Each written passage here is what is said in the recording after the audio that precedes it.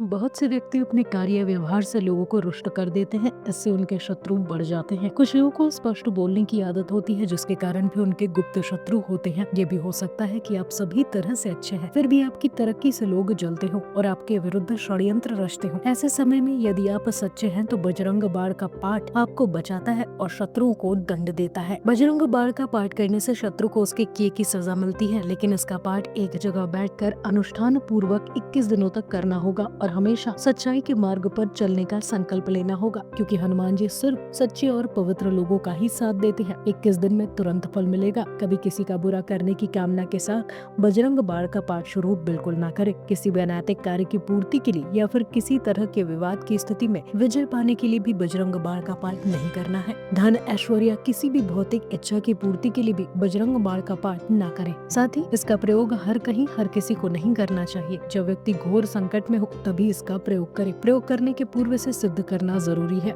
इसका प्रयोग करते वक्त सावधानी रखना होगा। किसी भी प्रकार की त्रुटि नहीं होनी चाहिए। जितनी बार बजरंग बाण पाठ का संकल्प ले, उतनी बार रुद्राक्ष की माला से पाठ करें। बजरंग बाण का पाठ करते समय ध्यान रखें कि शब्दों का उच्चारण साफ और स्पष्ट हो। कम से कम 41 दिनों तक ये पाठ नियम पूर्वक करें। बड़े से बड़े विवाद को टालने के लिए कम से कम 41 दिनों तक ये पाठ करना होगा। आपको जितने दिन तक बजरंग बाण का पाठ करना हो, उतने दिनों ब्रह्मचर्य का पूर्णतः पालन करें। जितने भी दिन आपको बजरंग बाण का पाठ करना है, अपने दिनों तक किसी भी तरह का नशा या तामसिक चीजों से दूरी बना ले। इसका पाठ करते समय हनुमान जी के चित्र या मूर्ति के समक्ष कुशासन पर बैठकर विधि पूर्वक उनकी पूजा करें। ध्यान रहे, इसका पाठ अक्सर शनिवार को ही किया जाता है, परंतु मंगलवार को भी पाठ कर सकते हैं। पाठ करने से पूर्व संकल्प अवश्य लें। आपका कार्य जब भी होगा, हनुमान जी के निमित्त नियमित कुछ भी करते रहेंगे। इसके अलावा राम जी की स्तुति पढ़े और फिर विधिवत पूजा के बाद पाठ करें। पाठ पूर्ण हो जाने के बाद भगवान राम का स्मरण और कीर्तन करें। पाठ के पहले घी का दीपक जरूर जलाएं, जिसमें 5 बाती हो। इसी के साथ गूगल की सुगंध भी फैलाएं। हनुमान जी को चमेली का तेल, गुड़, चना, जनेऊ, पान का बीड़ा आदि जरूर अर्पित करें। चूरमा, लड्डू और अन्य मौसमी फल भी चढ़ा सकते हैं।